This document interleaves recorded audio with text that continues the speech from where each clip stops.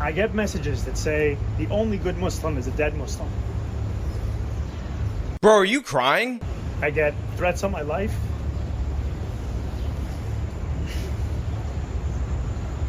On the people that I love. Is this guy legitimately crying?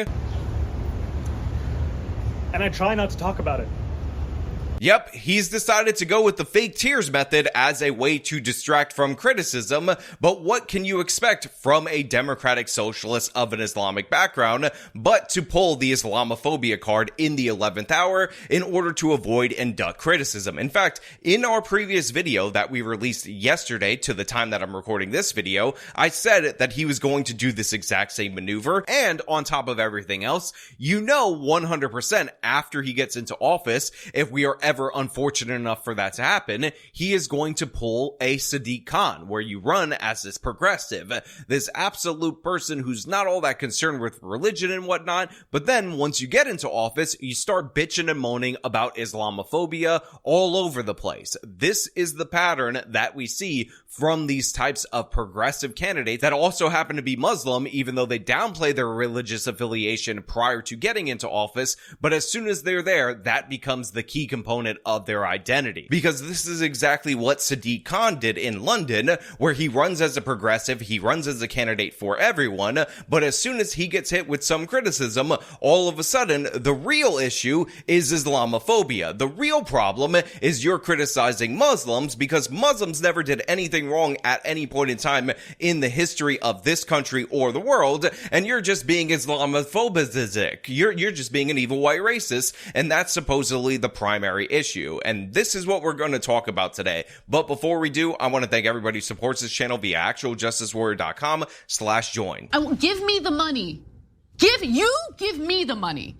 Okay. So look, I've made a couple of videos about Zohran Mamdani on this particular channel and how he's the absolute worst candidate running in the Democratic primary for mayor, which by the way hosts a whole slew of absolutely crazed socialists if you watch the recent debate, and Andrew Cuomo. And one of the most disgusting things about this class of Democrats is that they're so bad, so horrific, and would be so terrible for the city of New York, they actually make Andrew Cuomo look like a viable option. Now again, this is just the Democratic primary. Who knows what's going to happen in the general election, especially with Eric Adams, who is a Democrat running as a third party. We might get a split vote leading to a Republican. That's what I'm hoping. But as of right now, these candidates are absolutely terrible. And Zohran Mamdani and his platform of free everything, government-run grocery stores, we're gonna go after the rich, capitalism is theft, not taxation, and all these other absurd things, including defund the police, on its own are reasons why nobody should be voting for him. And by the way, he is in second place in the poll, so among all the crazy communists,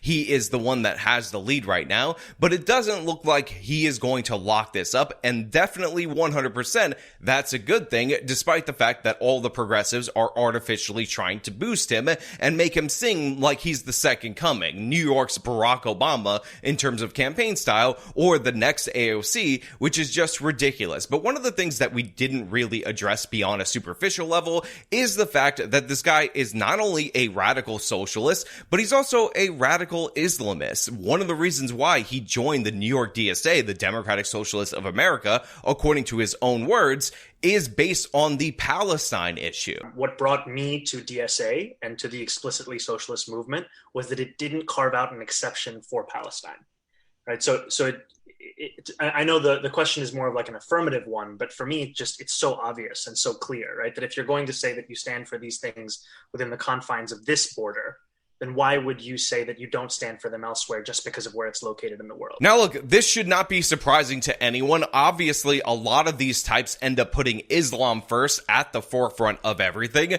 which is one of the reasons why I was accurately able to predict that as soon as Mamdani ended up getting in trouble on anything, on any of his actions, rather than taking accountability for those actions, he was going to pivot to Islamophobia like he did in that press conference where he started crying. But the thing is, it goes a little bit bit further than that, because Zohran Mamdani will talk about how, oh, he was raised in New York City, but the reality is that his family, the wealthy elites that actually raised him, they don't really have any attachment to the United States of America at all. They move between country to country, they work in international business, and one of the reasons why you know that being an American is not too much of a concern for Mamdani and, by the way, his family, is that this man has only been an American citizen since 2018. He was supposedly brought to New York City as a baby, as a 5, 6, 3-year-old, I don't even remember, and all that time throughout his life, he never decided to become an American citizen because it was not important to him until, of course, he decided that he was going to run for office and try to be this radical Islamist in government. And by the way, his most recent controversy is around the fact that he has basically embraced the globalized intifada kind of rhetoric from his DSA Antifa thug counterparts that are out there rioting in the streets.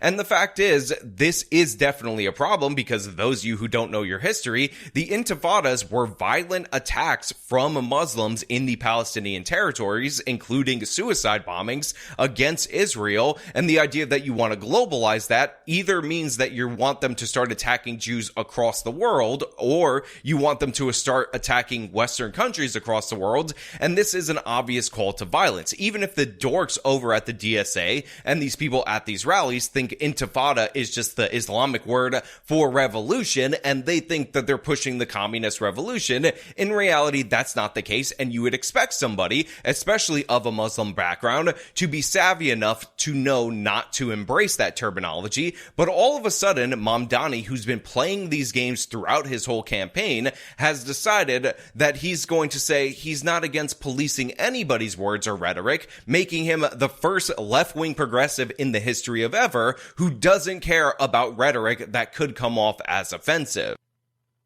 I am someone who I would say am less comfortable with the idea of banning the use of certain words, and that I think it is more evocative of a Trump-style approach to how to lead a country. And I think especially when we've seen... Sure, but does that just make you uncomfortable? Like the phrase globalized intifada, from the river to the sea, does that make you uncomfortable? Or do you think... Okay, those are different. Those are super different. They're not those are really. Like different genres. I'm sorry, I'm asking Zohran. Then they're not really different to me. And to some people, they're not different. You know, I know people for whom those things mean very different things. And to me, ultimately, what I hear in so many is a desperate desire for equality and equal rights in standing up for Palestinian human rights. And I think what's difficult also is that the very word has been used by the Holocaust Museum when translating the Warsaw Ghetto Uprising into Arabic, because it's a word that means struggle. Now, to be 100% clear, the exact reason that Mamdani did that crying press conference is because of what he said right there, and the response from the Holocaust Museum saying that that was absolutely not true and ridiculous in terms of a comparison, which should be obvious, but I feel like I need to state that for you guys, because again, this is what got him into so much trouble. Sure. And as a Muslim man who grew up post 9/11, I'm all too familiar in the way in which Arabic words can be twisted, can be distorted, can be used to justify any kind of meaning. Yeah. And I think that's where it leaves me with a sense that what we need to do is focus on keeping Jewish New Yorkers safe. And the question of the permissibility of language is something that I haven't. Now again, my previous videos on Mamdani were all about his policies and the impact of his policies on New Yorkers, because I am a New Yorker, I'm an American, and I care about New York and I care about America well before I care about any foreign country. But the thing is, that is not true for Mamdani. He is the get Israel first type of candidate, and a perfect example of this is that at a forum, he said that he would honor a warrant to arrest Benjamin Netanyahu from the ICC, despite the fact that neither Israel nor the United States of America is a party to the ICC, and despite the fact that he's in favor of defunding the police for policing crimes that happen in New York City, and despite the fact that, again, New York City mayor is not a foreign policy position. Now, to the question around Benjamin Netanyahu, I was asked what I would do after he had just been issued an arrest warrant by the International Court of Justice. My answer is the same whether we are speaking about Vladimir Putin or Netanyahu. I think that this should be a city in compliance with international law. And we have seen other countries across the world who are signatories to the ICC state that they would honor that same request, be it Canada or other countries in Europe.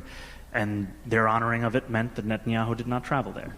So make no mistake about it, this guy's entire goal as mayor of New York City is to tear it down, try to build this Islamist socialist utopia, and of course he wants to abuse his political power in order to create international incidents whenever Israeli officials visit the United Nations, which is also headquartered in New York City. It's absurd. It's absolutely insane. And when you add all of that stuff up, people end up being curious about why he's doing all these things, so they start pressing him on the issue of him embracing this intifada terminology. But rather than take accountability, he does a press conference where he cries about the threats that he receives, about how, oh my God, there's so much Islamophobia out there, a la Sadiq Khan, in order to duck and avoid criticism, and it's absolutely embarrassing. Opportunity that there's no room for anti-Semitism in this city, in this country. And I've said that because that is something I personally believe. And ultimately, to your question of why not a more visceral reaction, part of it has been colored by the fact that when I speak, especially when I speak with emotion, I am then characterized by those same rivals as being a monster, as being at the gates, language that describes almost a barbarian looking to dismantle civilization. And part of this is the very sad burden of what it means to be the first Muslim candidate to run for mayor. I mean, guys, come on. People are pressing him on why he embraced the term globalized intifada, why he's getting on all these radical trains and whatnot. And rather than tell the truth, which is if he were to disagree with the anti-Israel side, even 1%, people will attack him. And by the way, this is evidenced by the fact that even though he said that Israel doesn't have a right to exist as a Jewish state, him saying that Israel has any right to exist got him confronted on the street. I'm hearing Jews say free Palestine, but also Israel has the right to exist.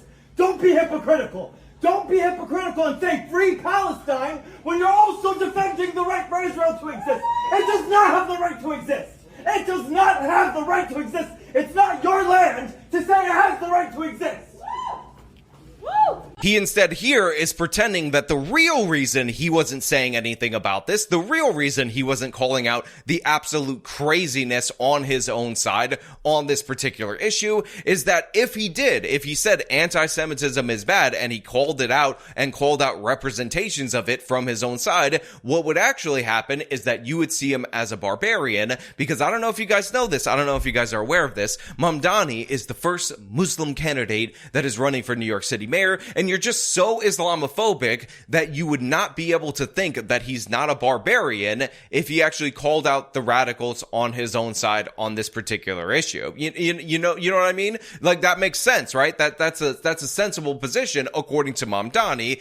And again, according to you, if you're an absolute idiot and you believe in this nonsense. And part of this is the very sad burden of what it means to be the first Muslim candidate to run for mayor, is to deal with dehumanizing language, to deal with a former governor who doesn't even view Muslims as being a part of this city sufficient that he would visit a mosque in the more than 10 years. And it pains me to be called an anti-Semite. It pains me to be painted as if I am somehow in opposition to the very Jewish New Yorkers that I know and love and that are such a key part of this city.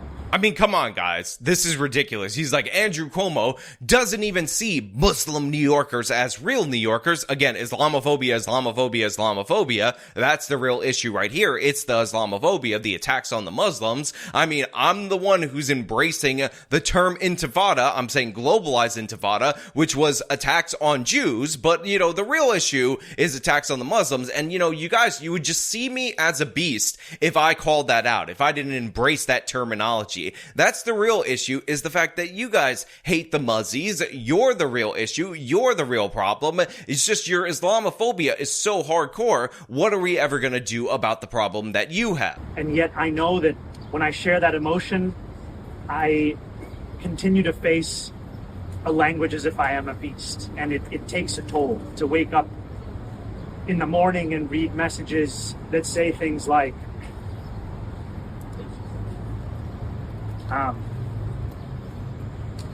I just want to point out for those of you who aren't aware is that Zohran Mamdani's mom is a filmmaker. They were connected to the Disney Corporation. He is in fact a failed actor who tried to be in movies. So we're dealing with a theater kid right here. And what you're watching is a performance where he's like, you know, it just takes so much to wake up in the morning and then you're like, but dramatic pause as if this is not a prepared speech. And again, it's all about the victimization of him. It's all about the issues that Zohran Mamdani is dealing with, because rather than address the fact that he is a bunch of crazed radicals, that he is aligned with the DSA, who, by the way, celebrated not just the October 7th attacks, but specifically the music festival massacre days after the attack. But the real issue is Mamdani's victimization, because look at him cry. Look at him get all sad.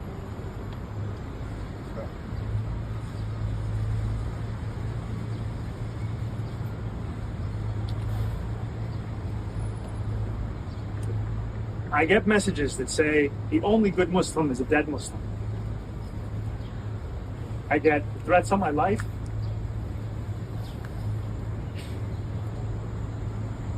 On the people that I love. And I try not to talk about it. Because the function of racism, as Toni Morrison said, is distraction.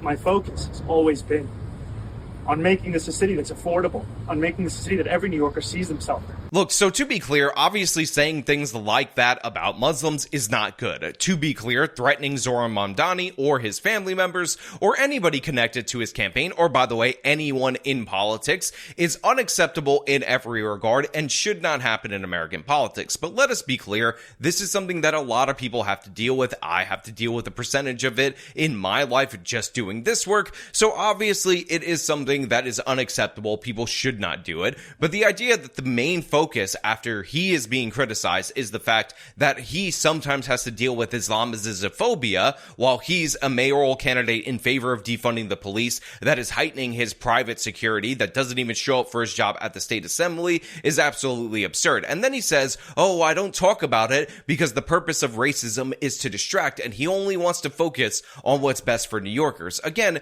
this guy constantly talks about racism. All the time he ends up addressing it because he's trying to make the case that New York is evil, white, and racist, terrible, and awful, and that he is going to save the blacks, save the minorities, save the Muslims. So this is not true. It's completely disingenuous. The reason he didn't bring it up before is because he knew he was going to weaponize it to make the claim that Islamophobia is the most important issue. Again, he is being criticized for embracing the term globalized intifada and comparing suicide bombing attacks to the Warsaw Ghetto Uprising, and the Holocaust Museum called him out for this. So his defense is to say, Islamophobia, Islamophobia, Islamophobia. I get threats. Hold on one second. I'm gonna cry right now. And honestly, this is evocative of Cenk's nephew fake crying in that conversation with Ethan Klein. And it takes a toll. Because this is a city that every single person deserves to be in. It's a city that we all belong to. And the thing that's made me proudest in this campaign is that the strength of our movement is built on our ability to have built something across Jewish and Muslim New Yorkers, across New Yorkers of all faiths and all backgrounds and all boroughs. Seriously, shut up with your complaints, be a man, and take some damn accountability for once in your life. Actually embrace the terror organizations that you align with all the time on every single issue, rather than playing this game where you're signaling to your base that you are embracing them, but whenever you're confronted by the media, you're like, me? Oh my God, I would never do that. It's Islamophobia? You're an Islamophobic. Shut up with your Islamophobia because, oh my God, my life is so sad. I'm so scared. Look at the threats that I'm getting. Again, ridiculous and absurd. Obviously, theater kid performance right here, and it's just embarrassing. And anti-Semitism is such a real issue in this city. And it has been hard to see it weaponized by candidates who do not seem to have any sincere interest in tackling it, but rather in using it as a pretext to make political points. And that's what I've tried to share. Thank you so much. Look, if it takes a toll, if you can't handle it, if it's too much pressure, stop running for mayor. Just quit right now. Just walk away. I mean, you're going to be done, over with, finito in 5 days anyway when the election actually breaks out and you lose the primaries. But the idea that I'm supposed to feel bad for you, some rich, spoiled brat who, by the way, never really cared about being an American until 2018 when you decided to have your parents buy you a state assembly seat, and now all of a sudden I'm supposed to be worried and concerned about your mental health in running for office to destroy the city that I live in while demanding that I pay for it. It's ridiculous. It's absurd. Again, think about all the people who have to deal with your defund the police rhetoric and the impact that that had in 2020 when homicides were spiking in New York, the greatest year-over-year increase in the history of the city of New York, and you didn't give a damn. You ignored it. You were too busy talking about how defund the police is a queer issue. Defund the police is a transes issue. Again, Mamdani, grow up. You're not ready for prime time. You're absolutely done, and I'm glad to see it. And guess what? You are being called out for being an Islamist because you're pandering to those people trying to pretend that you're not. And again, I'm happy to see you go down in flames metaphorically because you definitely deserve it. But you know what? Those are just my thoughts related to this situation. I want to know what you guys think down in the comments below. If you like the video, show them by leaving a like, subscribe for more content, follow me on the social medias, support me via the support links in the description of this video. This has been me talking about Zohran Mamdani, crying victim. Till next time.